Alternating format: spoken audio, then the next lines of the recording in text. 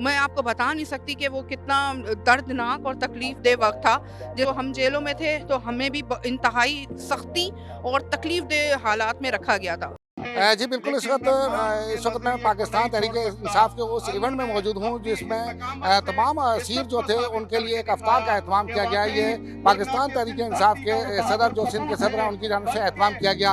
मैं इस वक़्त ऐसी शख्सियत से मिलवाने आपको जा रहा हूँ जो कि पाकिस्तान तहरीक-ए-इंसाफ से वाहिद खातून हैं जिन्होंने जो असीरी काट के जो आई हैं वो भी इस तकरीब में मौजूद हैं। इनसे बात करते हैं फौजिया सदीकी साहिबा से। अस्सलाम वालेकुम फौजिया साहिबा।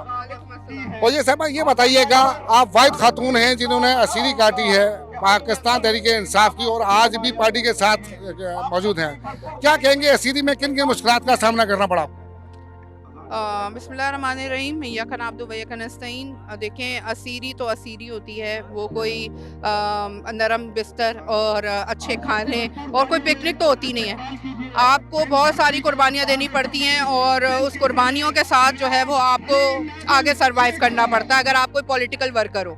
देखिए, मैं पाकिस्तान तहरीक-ए-इंसाफ का 16 साल से हिस्सा हूँ और उस 16 साल में खान साहब ने हमारी इतनी ज़बरदस्त तरबियत कर दी थी कि हमें पता था कि हमें अरेस्ट होने से पहले भी पता था कि जो मामलात और हालात चल रहे हैं इसमें हम जो ज़बान खोल रहे हैं वो ज़बान बंदी के लिए हम पे बहुत प्रेशर भी डाला जा सकता है। तो हम तैयार थे ज़हनी तौर पे, लेकिन ये नहीं पता था कि जिस तरीके से हमारे साथ हुआ और ख़ास तौर पे ख़वातीन के साथ, मैं आपको बता नहीं सकती कि वो कितना दर्दनाक और तकलीफ दे वक़्त था, जिसके अंदर हमने अपने घर वालों के साथ, हमारे घर वालों ने बहुत ज़्यादा सर्वाइव किया इस मामले में और बहुत मुश्किलात देखी। और उसके साथ-साथ जो हम जेलों में थे तो हमें भी इंतहाई सख्ती और तकलीफ दे हालात में रखा गया था। उसका रीज़न ये था कि हमें बाकायदा ये बोला गया था कि जो जेलर्स भी थे उन्होंने भी ये भी कहा था कि आपको कोई भी चीज़ देने का, यहाँ तक कि हमारे पास पहनने के कपड़े तक हमें अलाउ नहीं था।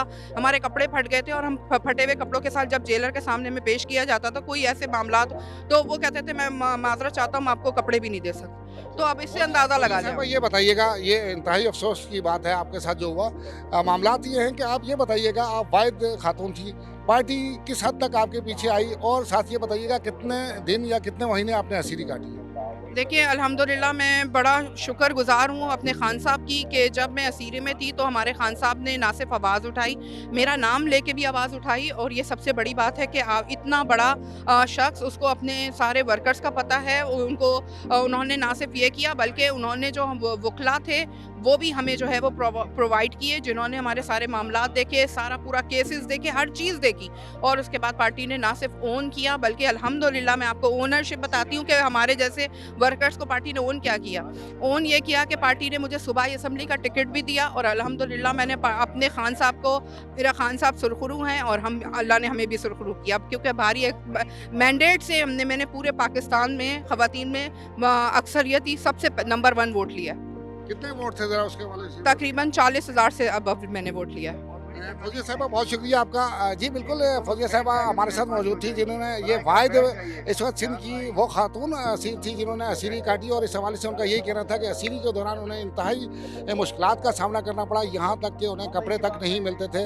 वो इस हवाले से क्योंकि जो एक पॉलिसी थी उसके मुताबिक उनका ये कहना है कि जेल इंतज़ामिया की जानब से भी उनसे सिर्फ माज़रत ही की जाती थी, लेकिन आज भी उनका यही कहना है कि उनका जज्बा उनका वैसे का वैसा है और बल्कि उनका ये कहना है कि पहले से बढ़ गया। और उनका ये कहना है कि उनके पार्टी के जो चेयरमैन हैं उन्होंने इन्हें इस तरीके से जो एप्रिसिएशन दी है कि इन्हें यहाँ से टिकट दी और वो ख़वातीन में सबसे ज़्यादा जो है उन्होंने वोट जो है हासिल करके इमरान खान को तोहफ़ा